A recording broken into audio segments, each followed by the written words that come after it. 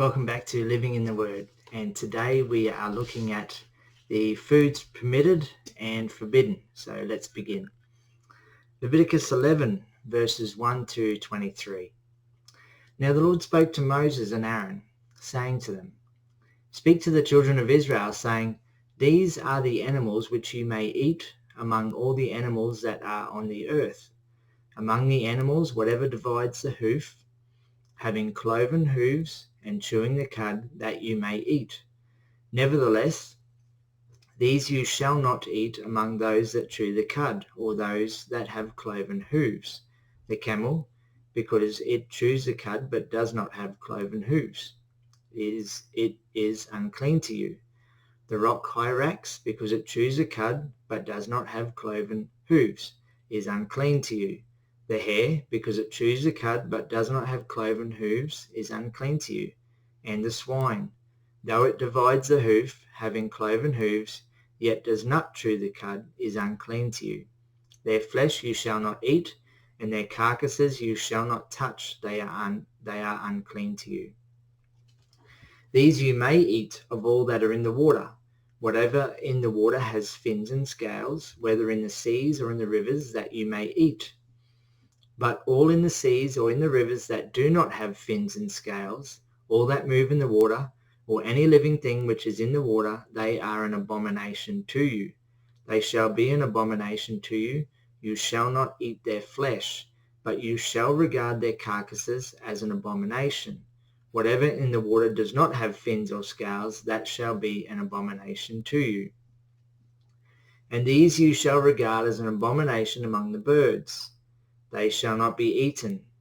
They are an abomination. The eagle, the vulture, the buzzard, the kite, and the falcon after its kind. Every raven after its kind, the ostrich, the short-eared owl, the seagull, and the hawk after its kind.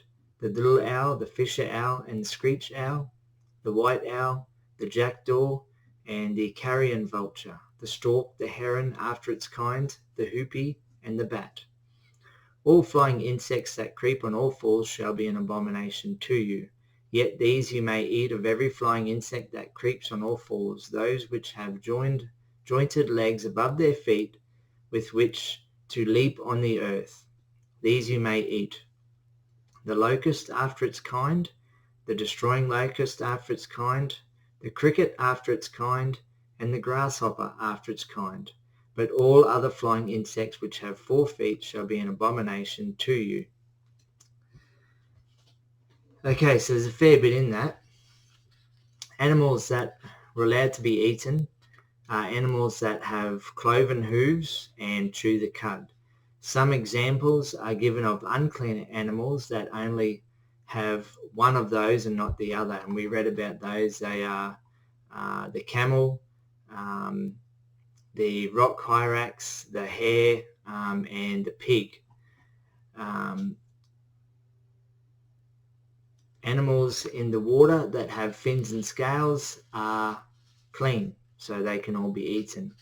The birds listed here are all unclean.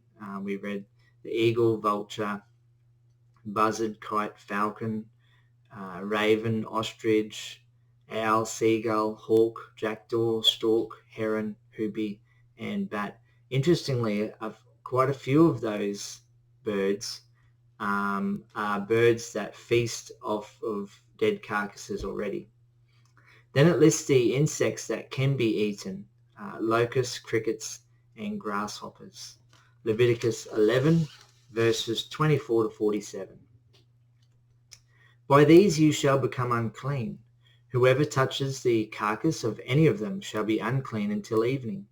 Whoever carries part of the carcass of any of them shall wash his clothes and be unclean until evening.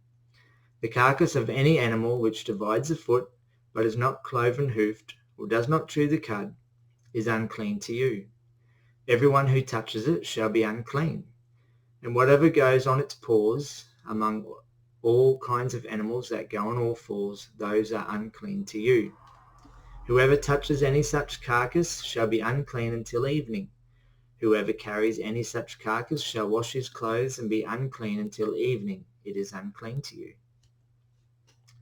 These also shall be unclean to you among the creeping things that creep on the earth, the mole, the mouse, the large lizard after its kind, the gecko, the monitor lizard and the sand reptile, the sand lizard and the chameleon.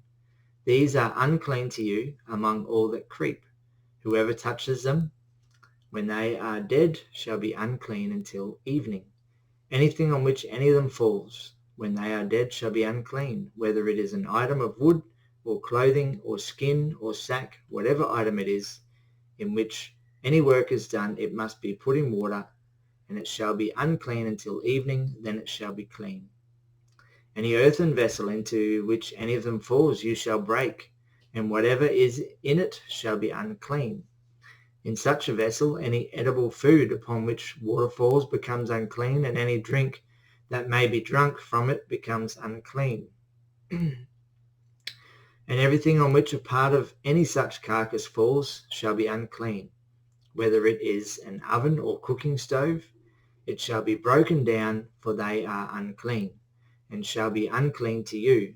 Nevertheless, a spring or a cistern in which there is plenty of water shall be clean, but whatever touches any such carcass becomes unclean.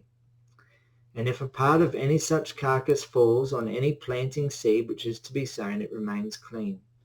But if water is put on the seed, and if a part of any such carcass falls on it, it becomes unclean to you.